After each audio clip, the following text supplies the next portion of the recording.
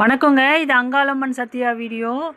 அங்காள பரமேஸ்வரியோட மலையனூர் அந்த அம்மாவுடைய கோயிலோட அக்னி குளம் வந்துங்க கொஞ்சம் தூரம் கோயிலை தாண்டி கொஞ்சம் தூரம் தள்ளி இருக்குங்க. வேஷம் போட்டு வரவங்களாம் பெரும்பாலும் அக்னி குளத்தாண்டது தான் கோயிலுக்கு வருவாங்க. ஏன்னா அந்த அம்மா வந்து அந்த அக்னி குளத்தில் குளிச்சுட்டு தான் அந்த கோயில் இருக்குது, இப்போ இருக்கிற கோயில் எல்லைக்கு அந்த அம்மா வந்து சேர்ந்தா அப்படின்றது ஐதீகம். அதனால் வந்துங்க அந்த அம்மா அக்னி குளத்தில் குளிச்சுட்டு அந்த கோயிலுக்கு வந்ததுனால அக்னி குளத்தாண்டேருந்து வேஷம் போட்டு பெரும்பாலும் கோயிலுக்கு போவாங்க.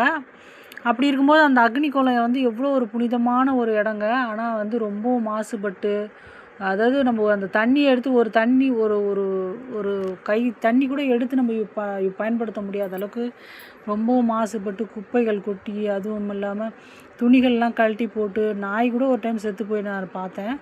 அந்த மாதிரி கிடக்கு. அவ்வளோ சுத்தம் இல்லாமல் இருக்குது. அறநிலையத்துறை வந்துங்க எவ்வளோ செய்கிறாங்க.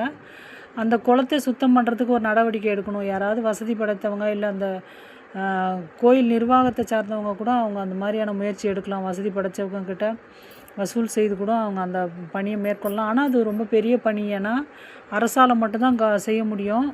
தனி மனிதர்களால் செய்யறது ரொம்ப சிரமம். ஏன்னா கொஞ்சம் பெரிய குளம், அதை நல்லா சுத்தம் பண்ணி அழகாக அந்த அம்மாக்காக செய்யலாம். மலையனூர் அங்காள பரமேஸ்வரி அந்த அம்மா உலக புகழ் பெற்றவ. அப்படி இருக்கும்பொழுது அந்த அம்மா கோயிலில் இருக்கிற குளம் இல்லைங்க, கோயிலை தாண்டி அக்னி குளம்ன்றது கொஞ்சம் அதுக்குன்னு வழிகள்லாம் பெரிய வழியெல்லாம் இருக்குது, கடைகள்லாம் நிறைய இருக்கும் அந்த இடத்துல. அந்த அம்மா அக்னி குளத்தாண்டது தான் பம்பை உடுக்க அடிச்சுக்கிட்டே வருவாங்க. அவ்வளோ ஆடி பாடி அவ்வளோ ஆரவாரமாக வருவாள் அந்த அம்மா.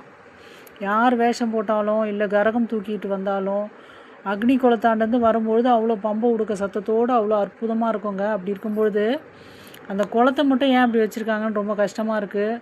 அந்த குளத்தாண்ட நின்று நம்ம வேண்டும் பொழுதே அந்த அம்மா வந்து அந்த இடத்துல இருக்கான்றது நம்மளுக்கு தெரியும். அந்த குளத்தங்கரையில் அவ்வளோ ஒரு பாசிட்டிவ் வைப்ரேஷன் கிடைக்கும். அங்கே போகும்போது நம்மளுக்கு ஒரு மாதிரி நல்ல மனசுக்கே ஒரு ஏதோ ஒரு சந்தோஷம் கிடைக்கும். அப்படி இருக்கும்போது அந்த குளம் மட்டும் அப்படி கிடக்கிறது ரொம்ப மனசு கஷ்டமாக இருக்குது. அறநிலைத்துறை சார்ந்தவங்க இல்லை கோயில் நிர்வாகத்தை சார்ந்தவங்க முயற்சி எடுத்து அந்த ஏதாவது பெட்டிஷன் கொடுத்து அந்த அந்த குளத்தை வந்து சுத்தம் பண்ணுறதுக்கு வழிவகை செய்யணும். இங்கே மயிலாப்பூர்லங்க கபாலீஸ்வரர் கோயில் இருக்குது, அங்கே ஒரு குளம் இருக்குது. நீங்கள் ஒரு சின்ன ஒரு இலை கூட பார்க்க முடியாது, ஒரு சின்ன குப்பை கூட அந்த நீங்கள் பார்க்க முடியாது. சுற்றி வேலி அமைச்சு அவ்வளோ சூப்பராக பராமரிக்கிறாங்க. அந்த தண்ணி வந்து நீங்கள் குடிக்க கூட செய்யலாம், அந்த மாதிரி இருக்கும். மயிலாப்பூர் அந்த தெப்பக்குளம்ன்றது அவ்வளோ க்ளீனாக இருக்கும். யாருமே உள்ளே அனாவசியமாக நுழைய முடியாது. அந்த குளத்துக்குள்ளே ஃபுல்லுமே வேலி அமைச்சு அவ்வளோ பத்திரமா கம்பி வேலிகள் அமைச்சு பாதுகாக்கிறாங்க. அந்த மாதிரி மலையனூர் குளமும் மாறணுன்றது என்னோடய ஆசைங்க. நன்றி, வணக்கம்.